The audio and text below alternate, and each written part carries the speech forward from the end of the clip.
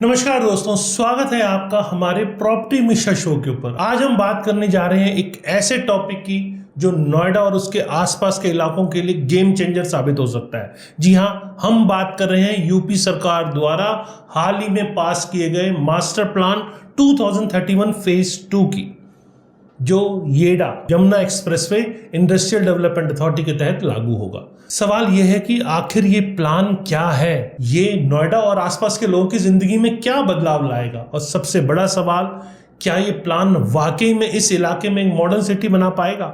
इन सारे सवालों के जवाब हम आज इस वीडियो में ढूंढेंगे। तो बिना टाइम वेस्ट किए चलिए आगे शुरू करते हैं। नमस्कार, मैं हूं Pradeep Mishra. Property mission show में आपका स्वागत है। यहाँ हम आपको प्रॉपर्टी और प्रॉपर्टी मार्केट की हकीकत बताते हैं। नो बकवास, डायरेक्ट काम की बात। चलिए शुरू करते हैं। पहला सवाल, मास्टर प्लान 2031 फेज 2 आखिर है क्या? तो दोस्तों, सबसे पहले समझते हैं कि ये मास्टर प्लान 2031 फेज 2 आखिर भला क्या है। आसान भाषा में कहें तो ये एक ऐसा रोड मैप है जो नोएडा और यमुना एक्सप्रेस अथॉरिटी के आसपास के इलाकों को अगले 10 से 12 सालों में पूरी तरह ट्रांसफॉर्म करने की प्लानिंग है। इसके अंदर इसका मकसद ये है कि इलाकों को एक मॉडर्न, सस्टेनेबल और सेल्फ सफिशिएंट सिटी बनाया जाए। ये सब काम करेगी येडा, जो 2001 में इसे इलाकों में डेवलपमेंट के लिए जिम्मेदारी दी गई। येडा का ट्रैक रिकॉर्ड देखें तो इन्होंने यमुना एक्सप्रेसवे बनाया जो कि 165 किलोमीटर लंबा है और नोएडा को आगरा से भी जोड़ दिया।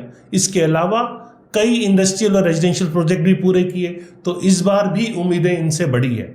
ये प्लान को बनाने में सालों मेहनत लगती है, रिसर्च होता है, सर्वे होता है, पब्लिक हायरिंग्स होती हैं और उसके बाद इसे तैयार किया जाता है। फिर इसे यूपी सरकार को भेजा जाता है और हाल ही में हिंदुस्तान टाइम्स की रिपोर्ट के मुताबिक इन्हें ग्रीन सिग्नल मिल गया है। मतलब अब ये 2031 तक के लिए इस इलाके का ब्लूप्रिंट बना लिया गया है। ये प्लान 4 बड़े पिलर्स पर टिका हुआ है: infrastructure development, affordable housing, transportation और इंडस्ट्रियल ग्रोथ। अब इन चारों को एक एक करके समझते हैं। प्लान की खास बातें, क्या क्या बदलेगा। सबसे पहले इंफ्रास्ट्रक्चर डेवलपमेंट की बात करते हैं। सड़कें, पानी, बिजली, सब कुछ। दोस्तों, अगर आप नोएडा या ग्रेटर नोएडा में रहते हैं तो आपको पता है कि इंफ्रास्ट्रक्चर में कितनी कमी है। टूटी सड़कें, बिजली कटौती, पानी की किल्लत, ये सब आम बातें हैं। लेकिन अब मास्टर प्लान 2031 फेज 2 के तहत ये सारी चीजें बदलने वाली हैं। मतलब नई सड़कें और ब्रिजेस बहुत सारे बनेंगे, अंडरपास, ताकि ट्रैफिक स्मूथ रहे। वाटर सप्लाई की बात करें तो नए वाटर ट्रीटमेंट प्लांट यहाँ लगेंगे जिससे हर घर तक साफ पानी पहुंच सके। सीवरेज सिस्टम की बात करें तो पुराने सीवरेज सिस्टम को अपग्रेड किया जाएगा ताकि गंदगी की समस्या पूरी तरह खत्म हो जाए। 24/7 बिजली की बात करें तो सप्लाई को मजबूत करने के लिए नए ग्रिड्स और सिस्टम यहाँ लगेंगे। अब बात करते हैं अफोर्डेबल हाउसिंग की। हर किसी का अपना घर, नोएडा में घर खरीदना मिडिल क्लास के लिए अभी भी सपना सा लगता है क्योंकि प्रॉपर्टी के दाम आसमान छू रहे हैं। लेकिन इस प्लान में अफोर्डेबल हाउसिंग की खास फोकस इस पे किया गया है। प्रधानमंत्री आवास योजना के तहत यहाँ सस्ते घर भी बनाए जाएंगे। प्राइवेट डेवलपर्स की बात करें तो इन्हें टैक्स छूट और सब्सिडी देकर अफोर्डेबल हाउसिंग प्रोजेक्ट बनाने के लिए मोटिवेट किया जाएगा। अब नए सेक्टर्स की बात करते हैं। कई नए रेजिडेंशियल सेक्टर्स यहाँ डेवलप होंगे जहाँ मिडिल क्लास को घर मिल सकता है। अथॉरिटी ड्रॉ के थ्रू यहाँ अलॉटमेंट अक्सर करती है। अब ट्रांसपोर्टेशन की बात करें, कनेक्टिविटी यहाँ आसान होगी। नोएडा से दिल्ली या ग्रेटर नोएडा जाना हो तो ट्रैफिक जाम और खराब ट्रांसपोर्ट की वजह से टाइम और एनर्जी दोनों वेस्ट होती है। लेकिन अब ये आगे बदलने वाला है क्योंकि यहाँ मेट्रो का विस्तार होगा। नोएडा और दिल्ली के आसपास के शहरों को जोड़ने के लिए नई मेट्रो लाइंस यहाँ पर आएंगी। बस सर्विसेज की बात करें तो ये भी ज़्यादा से ज़्यादा यहाँ बस अब चलाई जाएंगी। स्मार्ट ट्रैफिक सिस्टम की बात करें तो smart traffic system management system से जाम की समस्या यहाँ कम होगी। अब बात करते हैं इंडस्ट्रियल ग्रोथ की, जहाँ नौकरियां ही नौकरियां मिलने की उम्मीद है। इस प्लानिंग में अगर इस इलाके में इंडस्ट्री लगेगी तो जॉब्स बढ़ेगी और लोगों की इनकम ग्रोथ भी होगी। इस प्लान में इसके लिए बड़े कदम उठाए गए हैं। इंडस्ट्रियल पार्क, जैसे कि नए इंडस्ट्रियल पार्क यहाँ बनाने की प्लानिंग, जैसे मैन्युफैक्चरिंग, IT और सर्विसेज सेक्टर की कंपनियां यहाँ पर आ पाएँ। टैक्स में छूट भी दी जाएगी। बिजनेस को अट्रैक्ट करने के लिए टैक्स इंसेंटिव और सब्सिडी यहाँ दी जाएगी। अब ईज ऑफ डूइंग बिजनेस की बात करें तो सिंगल विंडो क्लियरेंस सिस्टम से बिजनेस शुरू करना यहाँ पर आसान हो सकता है लोगों का।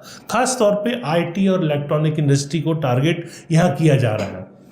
टैक्स हॉलिडेज, सस्ती ज़मीन और स्किल्ड वर्कफोर्स का प्रोग्राम यहाँ चलाया जाएगा। इससे आईटी हब्स और इलेक्ट्रॉनिक मैन्युफैक्चरिंग क्लस्टर यहाँ बन पाएंगे जो यहाँ पर लोगों को हाई पेइंग जॉब दिला पाएंगे। क्षेत्र पर असर की बात करें तो लोगों की ज़िंदगी यहाँ काफ़ी हद तक बदल सकती है, लेकिन कैसे बदलेगी? सबसे पहले आर्थिक ग्रोथ, क्योंकि जॉब्स और इन्वेस्टमेंट यहाँ होगी। कंस्ट्रक्शन में नए कंस्ट्रक्शन से कई लोगों को यहाँ जॉब्स भी मिलेगी। टूरिज्म, यमुना एक्सप्रेसवे आगरा और ताजमहल को जोड़ता है, तो टूरिज्म डेवलपमेंट में हॉस्पिटैलिटी और रिटेल सेक्टर को भी कहीं हद तक बूस्ट मिलेगा। अगले 10 साल में यहाँ 5 लाख से ज़्यादा जॉब्स क्रिएट करने की इस मास्टर प्लान के अंदर उम्मीद है। अब सामाजिक बदलाव और बेहतर लाइफ क्वालिटी की बात करते हैं। जी हाँ, हाउसिंग, मिडिल क्लास को सस्ते घर मिलेंगे तो उनकी फाइनेंशियल सिक्योरिटी भी बढ़ेगी।